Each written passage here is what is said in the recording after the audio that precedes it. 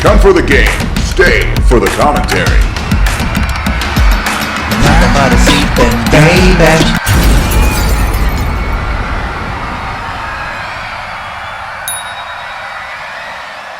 Minion in. I come bearing fantastic news for pirate lovers. Well, pirate lovers who aren't dicks. Anyway, for years many of us have been lamenting leaving Sea of Thieves behind because at its core it's an amazing game, but it was quickly taken over by toxic teens who didn't understand that it's not Fortnite with ships. I've done surveys over the years, and a staggering number of people who were more interested in atmosphere and cooperative play than body counts have left Sea of Thieves in droves very early on.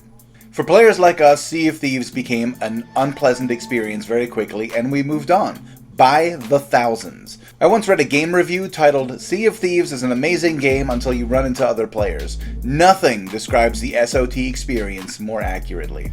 When Ubisoft's new open-world pirate game Skull and Bones was announced, we perked our ears and watched, wondering if this was going to be the same mess of toxic griefers, and that's where my good news comes in. Ubisoft has announced officially that Skull and Bones will feature only consensual PvP, meaning players in the open world can opt out of it.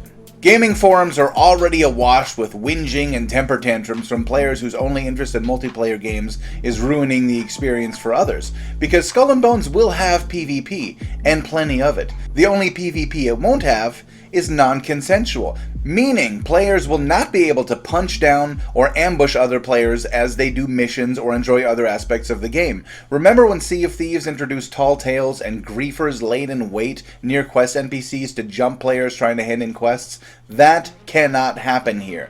But if you want a PvP, you absolutely can. What makes the consensual kind of PvP so unappealing to some is that it allows them to only fight people who are ready for them, and will usually be capable of defending themselves.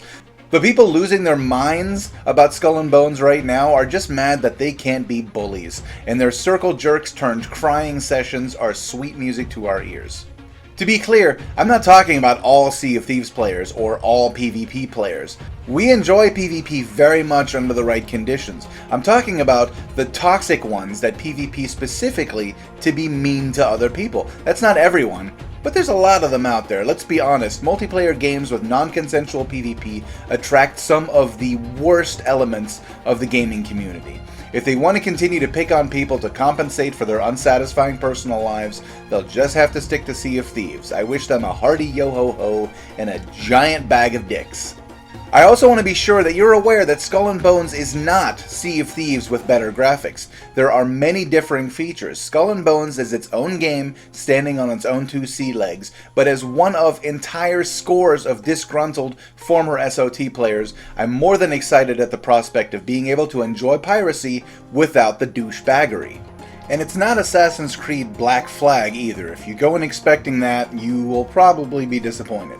If SOT ever introduces a PvE server or implements a system to balance the scales like the one I designed and advocated for back in the day, I will be among the first to jump at the chance to finally be allowed to enjoy that game. Skull and Bones will be a haven for those of us who value mutual respect, cooperation, and PvP as a consensual challenge of skills and camaraderie. Where Rare has failed epically, Ubisoft succeeds, and I am absolutely here for it. I'm grabbing my pre-order for early access, and when Skull and Bones is released this February, I will be setting sail for the adventure many of us have been denied for way too long. It's time to go be freaking heroes. Minion out.